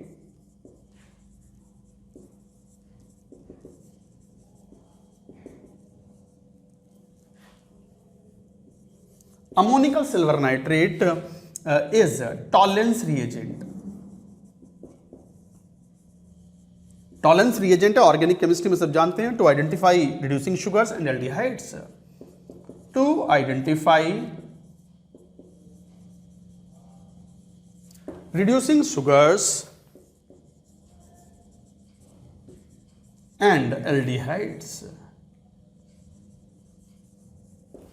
तो ammoniacal silver nitrate is Tollens reagent to identify reducing sugars and aldehydes. तो इस तरह की रिएक्शंस होती हैं। रिएक्शन भी देख लो, हालांकि ऑर्गेनिक केमिस्ट्री वाले तो पूरी केमिस्ट्री इस पे पूरा ज्ञान आपको दे देते हैं। And this is Ag+ in the basic medium. Basic medium में सिल्वर नाइट्रेट को यूज करते हैं तो RCO- plus silver is deposited and H2। So this is the reaction. तो गाइज ये इंपॉर्टेंट कंपाउंड है। एक दो रिएक्शन और लेंगे। आयोडीन के साथ रिएक्शन इंपॉर्टेंट होती है। क्या रिएक्शन है? वी शैल टेक, पहले नोट करो पूरी बात, नोट इट डाउन।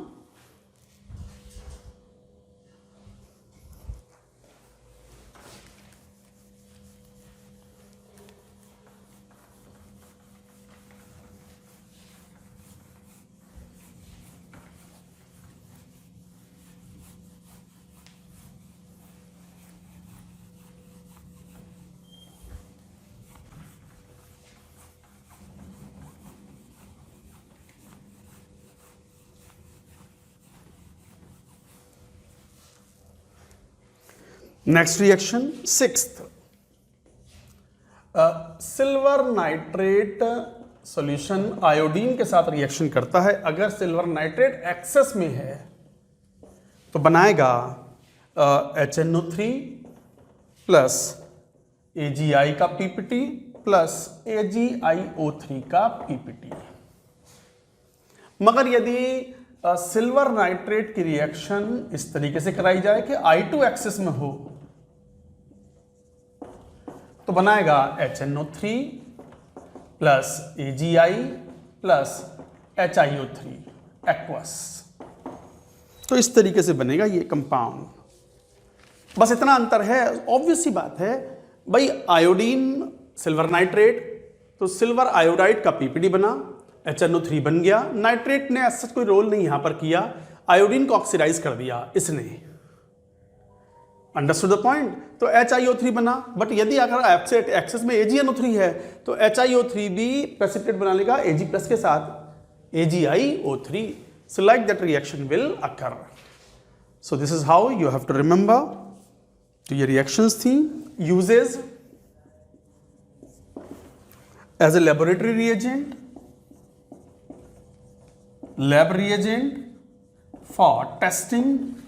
बहुत सारे एनायंस को टेस्ट करने में, chloride ion, bromide ion, iodide ion, SCN-, cyanide ion et cetera, इन सबको टेस्टिंग में काम में आता है। क्वालिटेटिव एनालिसिस में पढ़ा है हमने, खूब डिटेल में पढ़ा है।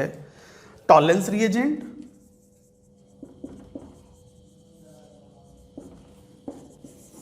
Then comes in photography. Photography में काम में आता है टू प्रिपेयर AgBr और AgI, क्योंकि AgBr ही तो इस्तेमाल किया जाता है। AgBr is used in photography.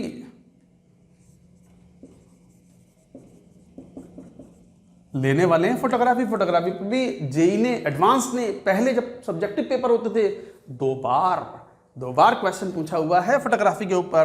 वही लेंगे अभी, तो used in photography. Silver mirrors बनाने में काम आता है। All uses are important. Silver nitrate is a very important compound used in making silver mirrors. Silver mirrors के बनाने में काम में आता है। सिल्वर मिरर्स में क्या करते हैं, जैसे दर्पण बनाता हूं, दर्पण चेहरा देखने के लिए, मैंने कहा भी था अच्छे से बाल वाल संवारने हो, देखना हो। मेरे बाल तो कंघी प्रूफ हैं अभी। कंघी प्रूफ मतलब इतने छोटे हैं कि कंघी लगाने की जरूरत ही नहीं पड़ती। नो कॉम्ब नीडेड, बस वो नहाओ और टाइम बचता है, फ्यू सेकेंड्स आर सेव्ड। मैं तो ऐसे ही हूँ। आप भी चाहो तो अपनी जेई की प्रिपरेशन में कुछ सेकंड बचाना चाहते हो तो एक काम करो, बाल बहुत छोटे छोटे करा लो, इतने छोटे छोटे, नॉट ग्रेटर देन 1 इंच। कंघी प्रूफ हो जाएंगे। कौन से हो जाएंगे? कंघी प्रूफ। माई हेयर कंघी प्रूफ, कॉम प्रूफ, कंघा लगाने की जरूरत ही नहीं है उसमें। तो फिर भी अगर मान लो बाल लंबे हो गए हैं, देखना है कि भाई चेहरा कैसा लग रहा है, बाल वाल सही से सेट है कि नहीं है, तो दर्पण देखते हो ना, मिरर। तो मिरर क्या होता है? कांच ही तो है, और कांच की जो बैक साइड वाली सरफेस है उसको आप कोट कर देते हो विद सिल्वर। सिल्वर की कोटिंग होती है उस पर। अब सिल्वर की कोटिंग कैसी होगी? सिल्वर नाइट्रेट का इस्तेमाल करते हैं। सिल्वर नाइट्रेट को मिक्स कर लेते हैं फॉर्मल्डिहाइड टाइप के कंपाउंड से। फॉर्मल्डिहाइड एक रिड्यूसिंग एजेंट है, सिल्वर नाइट्रेट ऑक्सीडाइजिंग एजेंट है। सिल्वर विल बी प्रोड्यूस्ड और वो सिल्वर की एक कोटिंग आ जाती है बैक साइड में। बट सिल्वर की कोटिंग तो थोड़ी सॉफ्ट होती है और वो स्क्रैच आउट ना हो जाए, उसकी लाइफ बढ़ाने के लिए भाई दर्पण ऐसा ना हो कि कहीं से घिस गया पीछे से और सारी कोटिंग हट गई तो बेकार हो जाएगा वो। तो फिर आपने देखा वो लाल रंग की कोटिंग होती है उसके ऊपर। तो लाल रंग की कोटिंग किस लिए होती है? रेड लेड मिलाया जाता है। तो रेड लेड इज मिक्स्ड और red lead paint is applied at the back side to have the longer life of the mirror. तो used in making silver mirrors. Silver mirror में सिल्वर नाइट्रेट फॉर्मल्डिहाइड के साथ reaction करा करके silver के deposit बना देता है, प्लस HCOH टाइप का माइनस प्लस नाइट्रेट। यह silver mirror plus Pb3O4 red lead is coated to avoid scratching, SCRATCHING, scratching of silver। तो सिल्वर मिरर कहलाता है ये। To make the silver mirrors बनाने में काम में आता है सिल्वर नाइट्रेट टॉलरेंस रिएजेंट के रूप में। लेबोरेटरी में सच एन इंपॉर्टेंट, फोटोग्राफी में सच ए इंपॉर्टेंट कंपाउंड। तो ये था, नोट करिए बच्चों।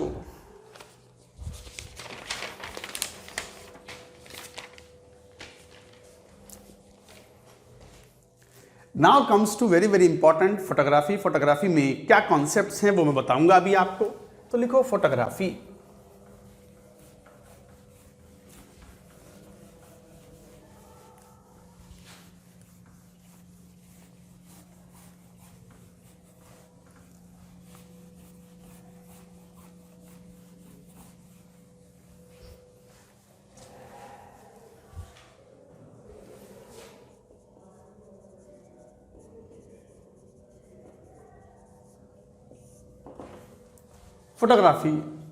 फोटोग्राफी मतलब अब ये डिजिटल फोटोग्राफी की बात नहीं कर रहे हैं हम। ये नहीं, ये मोबाइल में या कैमरा के अंदर जो आजकल डिजिटल मोबाइल आते हैं, डिजिटल फोटोग्राफी की बात नहीं कर रहे हैं हम।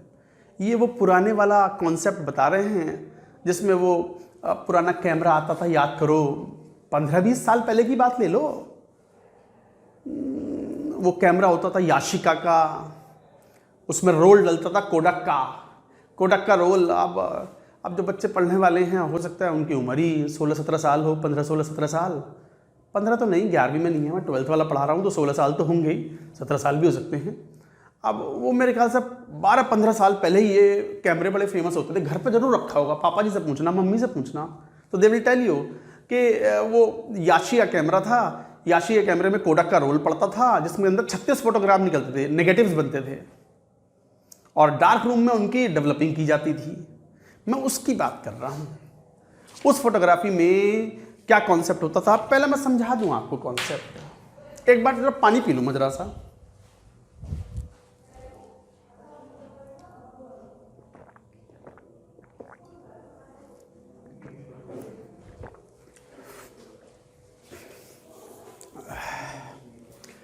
वो जो याशिया कैमरा होता था, कोडक का रोल पड़ता था, उसमें रोल के अंदर एक रील होती थी, रील बोलते थे उसको, मतलब एक फिल्म होती थी, सेलुलॉयड की एक फिल्म होती है। सेलुलॉयड की फिल्म पर एक इमल्शन लगाया जाता है, उसका लेप लगाते हैं, कोटिंग की जाती थी, which contains mainly silver bromide और सिल्वर आयोडाइड।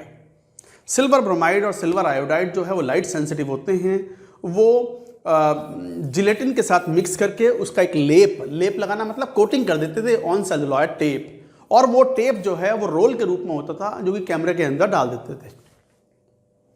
फिर उसके ऊपर कोटिंग किस चीज की है? AGBR की। और AGBR की एक खास एबिलिटी है, when it is exposed to the light it decomposes and silver is deposited. AGBR decomposes to give silver and bromine की वेपर्स उड़ जाती हैं और या ब्रोमीन बन जाता है और in presence of sunlight. This particular reaction is useful and important also for JEE point of view. तो क्या होता था, वो रोल आपने लोड किया कैमरे के अंदर, शटर ओपन किया कैमरे का, और मान लो ये पंखे का फोटो, ये रहा पंखा है ऊपर, इस पंखे को फोकस किया और क्लिक कर दिया। क्लिक करते ही क्या होगा? शटर ओपन हुआ, आपने क्लिक किया, क्लिक करते ही वहाँ पंखे की जो ब्राइट या पंखे की जो लाइट है, पंखे से आने वाली जो वेवलेंथ्स हैं, that will go into it inside, और वहाँ पर उसकी एक लेटेंट इमेज बना देते हैं। इमेज कैसे बनेगी? सिल्वर ब्रोमाइड वहाँ डिकम्पोज हो जाएगा into the form of silver, और अकॉर्डिंगली इसके जो भी ब्राइट कलर्स हैं वो उसके ऊपर आ जाएंगे in the form of latent image. Colour नहीं आएंगे, वो स्क्रीन जो है वो उसके ऊपर सिल्वर डिपॉजिट हो जाएगा, तो इट विल बिकम ब्लैक। वो ब्लैक बनने के कारण एक तरीके से आप फिल्म तैयार कर लोगे, नेगेटिव तैयार हो जाएगा, और नेगेटिव तैयार होने के बाद में आप उससे फोटोग्राफ निकाल सकते हो। तो क्या क्या स्टेप्स हैं इन्वॉल्व वो लिखते जाएंगे। This is important, photography is important. तो it is based on the composition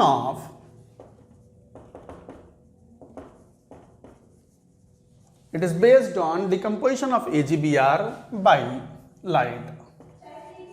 light sensitive है ये, तो AGBR सॉलिड का डिकम्पोजिशन हो जाता है लाइट से, Ag solid plus half Br2,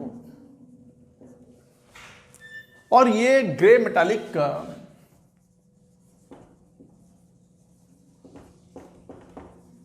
solid particles, solid deposits बन जाते हैं। Grey metallic deposits are formed on the celluloid tape.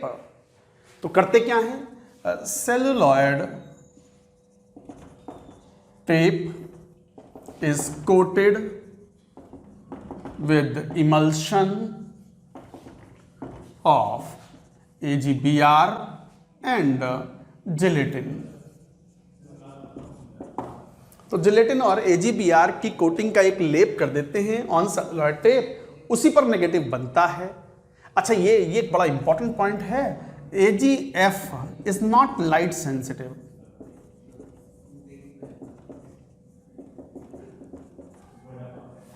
AGF is not light sensitive, इस पर कोई प्रभाव नहीं पड़ता।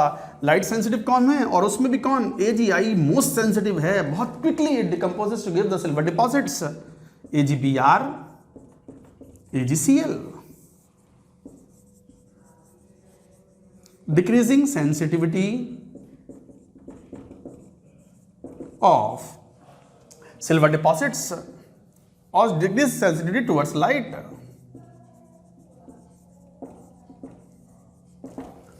Decreasing sensitivity of या towards light। सबसे ज्यादा बहुत फास्ट डिकम्पोज या फास्ट डिकम्पोज कौन होगा? AGI। और सबसे स्लो कौन होगा? AGBR। तो यही कारण है, due to the high sensitivity of AGI in fast photography,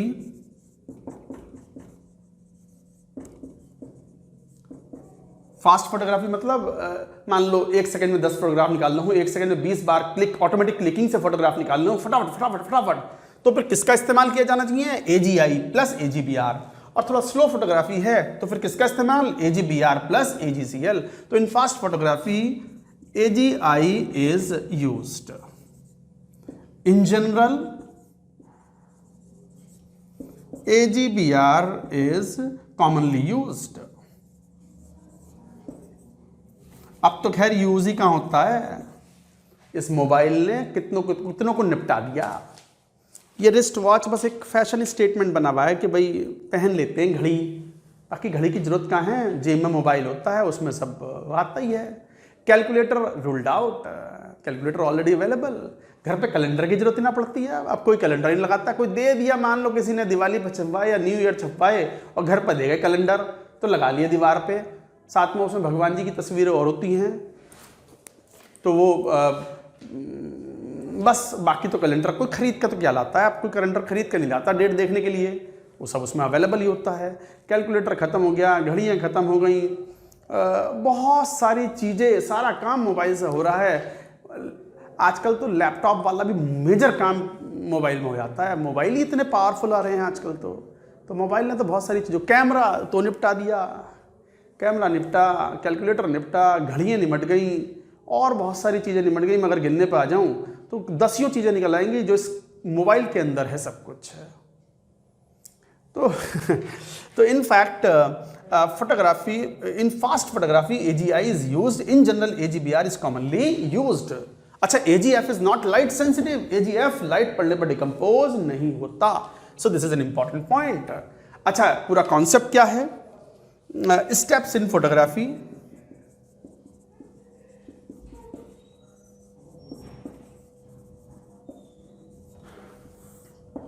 first exposure.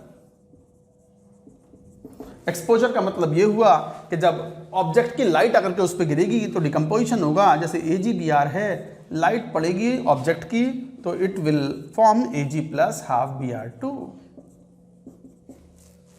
और लेटेंट इमेज बनाने की कोशिश करेगा। दूसरा होता है डेवलपिंग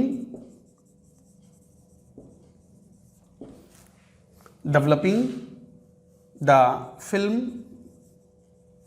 फिल्म को डेवलप करते हैं, डेवलपर यूज करते हैं a mild reducing agent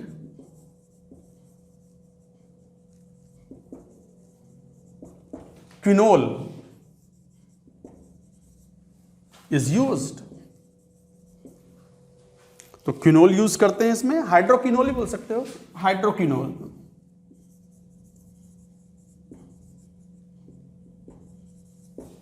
hydroquinol is used. Cut तो नहीं गया, मैं एक बार जरा चेक कर लूं, कहाँ बच गया, जस्ट कॉमनली का LY थोड़ा सा ठीक है चलेगा, दिख रहा है। Hydroquinol is used. तो क्या करते हैं, AGBR जो यहां रिड्यूस नहीं हो पाया, बचा खुचा, उसको प्रॉपरली रिड्यूस यहां कर दिया जाता है हाइड्रोक्विनोल द्वारा। इस तरीके से this is exposed to object. ये ऑक्सीडाइज हो जाता है बेसिक मीडियम में, रिड्यूस कर देगा इसको ये। तो हाइड्रोक्विनोल ये रिड्यूसिंग एजेंट है और वैसे भी AG प्लस तो ऑक्सीडाइजिंग एजेंट के रूप में ही वर्क करता है। तो इट फॉर्म सिल्वर डिपॉजिट। जो यहाँ रिड्यूस नहीं हो पाए थे, यहाँ पे सिल्वर नहीं बना था, वो यहाँ सिल्वर बन जाता है, मैं बताऊंगा अभी। और plus hydroquinone is formed plus bromide ion plus H2O। Still the film is light sensitive. उसके बाद थर्ड स्टेप आता है उसमें, treating with the fixer solution, fixing the film.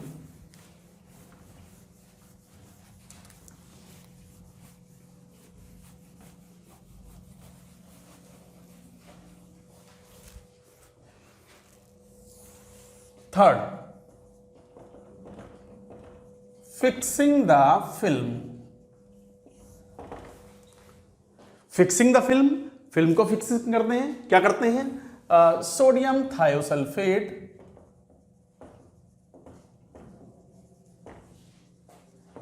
is used to remove unexposed AGBR। तो AGBR जो unexposed है, it is treated with the sodium thiosulphate access में, और ये कॉम्प्लेक्स बना लेता है क्या कॉम्प्लेक्स, Na3AgS2O3 ट्वाइस, इस तरह कॉम्प्लेक्स बन जाता है, प्लस ब्रोमाइड आयन NaBr। ये फिक्सर सॉल्यूशन कहलाता है, कॉम्प्लेक्स बनाने का काम करता है ये। इस तरीके से now film is light insensitive,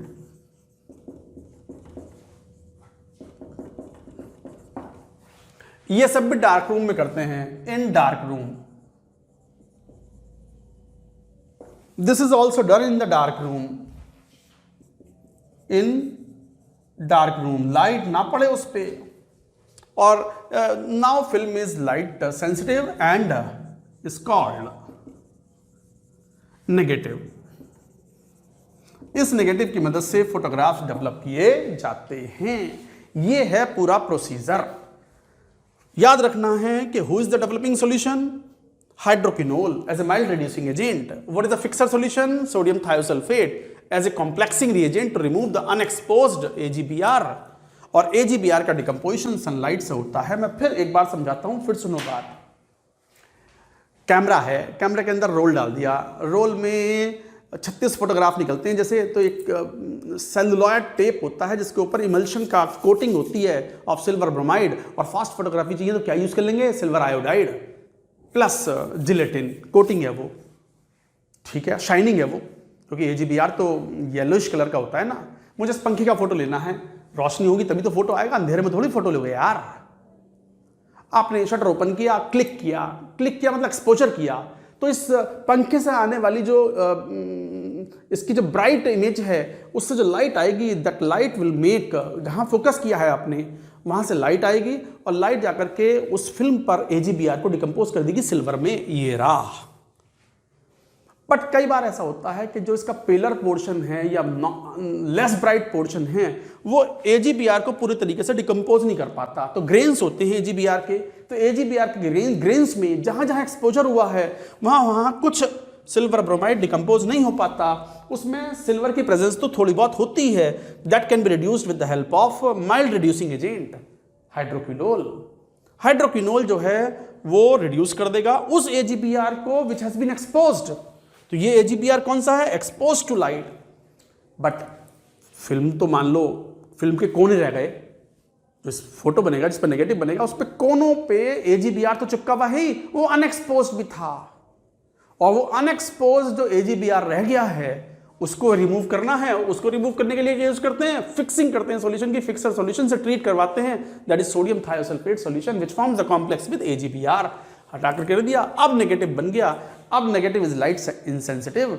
अब तो नेगेटिव को आप खोल के सूरज की रोशनी में भी दिखा दो तो कुछ ना करेगा, क्योंकि उस पर AgBr तो खत्म हो चुका है ना। तो during the developing of the film, during the fixing of the solution, आप या फिल्म आप उसको लाइट में ओपन नहीं कर सकते। तो गाइज ये था जेईई एडवांस ने कौन से क्वेश्चन पूछे थे कि what is the developing process in the photography, who is the reagent used? तो कौन reagent? Mild reducing agent hydroquinone, and the reaction is this one. Who is the fixer solution? And write the reactions involved in the photography. ये है वो reactions। हो गया, ये थी photography. Silver nitrate का यूज कहाँ हुआ? Silver nitrate is utilised for forming AgBr। Silver nitrate की रिएक्शन KBr से कराते हैं, पोटेशियम ब्रोमाइड। तो AgBr का प्रेसिपिटेट बनता है, उसको जिलेटिन के साथ मिक्स करके उसका लेप लगाया जाता है, उसकी कोटिंग की जाती है इन वो कोडक वाली जो फिल्म होती थी ऑन सेलुलॉइड टेप, और उसको रोल बना करके लोड कर दिया जाता है। एक्सपोजर होता है, डेवलपिंग की जाती है उसकी, फिर फिक्सर सॉल्यूशन से ट्रीट करते हैं, नेगेटिव बनता है, नेगेटिव से फिर फोटोग्राफ बना के दिए जाते हैं। तो गाइज ये था photography. Yes, we have studied all the other compounds which are not important, which are not in the syllabus of JEE Main। वो हो गए। अब JEE Main और JEE Advanced के लिए दो कंपाउंड मेन हैं जो हमें पढ़ने हैं। कौन? KMnO4 and K2Cr2O7। That we shall take in the next lecture. That's it for now.